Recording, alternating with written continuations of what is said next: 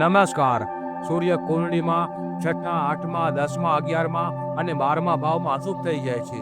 પરંતુ કુંડળીમાં પહેલા અને 5મા ભાવમાં કોઈ ગ્રહ નથી તો અશુભ ફળ નહીં આપે. 8મા ભાવમાં સૂર્ય સાથે બુધ બેસેલ છે તો નોકરીમાં લાભ આવે છે. 8મા ભાવમાં સૂર્ય સાથે બુધ બેસેલ હોય તો કાચના નાના પાત્રમાં ગોળ ભરીને કાચનું ઢાંકણ લગાવીને વેરાન જગ્યાએ જમીનમાં દાટી દેવું.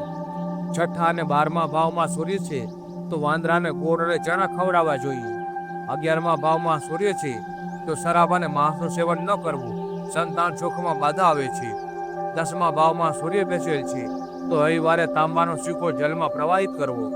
10મા ભાવમાં સૂર્ય સાથે બુધ બેસેલ છે તો તાંબાનો છેદ કરેલો સિક્કો જલમાં પ્રવાહિત કરવો. સૂર્ય કુંડળીમાં 1 થી 5 ભાવમાં શુભ કહેવાય છે, પરંતુ શનિ અને રાહુ કુંડળીના પહેલા કે 5મા ભાવમાં બેસેલ ન હોય તો કુંડળીમાં 1 થી 5 ભાવની સાથે 9મા ભાવમાં શુભ ફળ મળે છે.